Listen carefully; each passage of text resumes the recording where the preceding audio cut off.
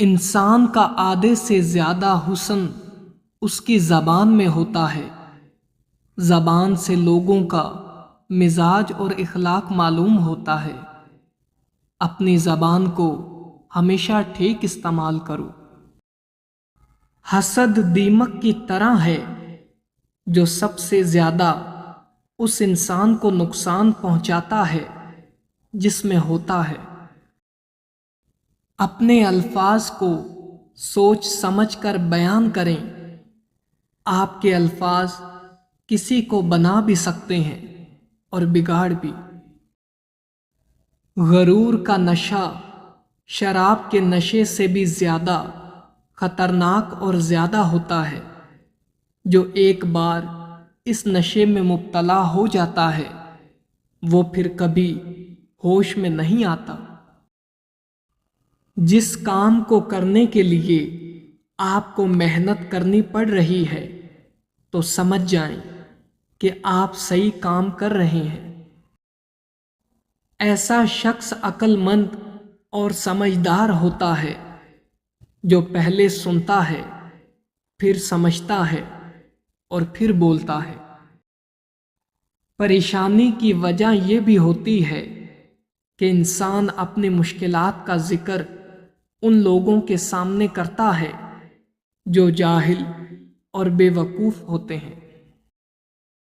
آپ کی اولاد آپ کے نقش قدم پر چلتی ہے، آپ کی نصیحتوں پر نہیں، لہذا اپنے آپ کو بہترین بنائیں۔ ایسے لوگ محتاج ہیں جو اپنی سوچ کے بجائے دوسروں کی سوچ اور رائے پر چلتے ہیں۔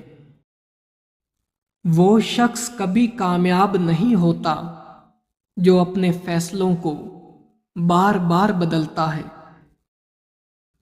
لوگ ہمیشہ حسد کی وجہ سے ایسے لوگوں کو بدنام کرنا شروع کر دیتے ہیں جس کی کامیابی کو روک نہیں پاتے۔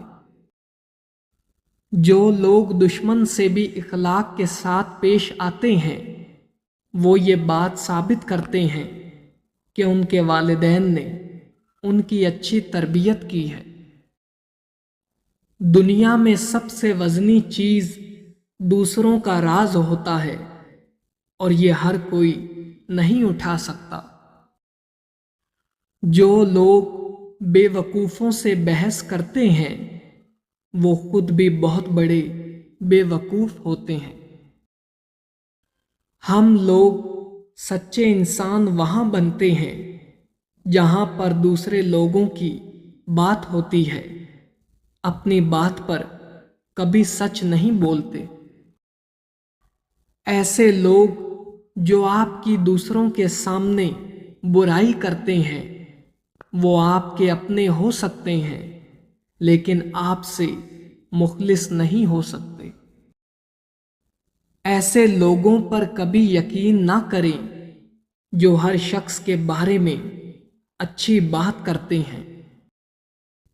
جو شخص عورت کی عزت نہیں کرتا وہ مرد ہی نہیں، اور جو عورت پر ہاتھ اٹھائے وہ انسان ہی نہیں۔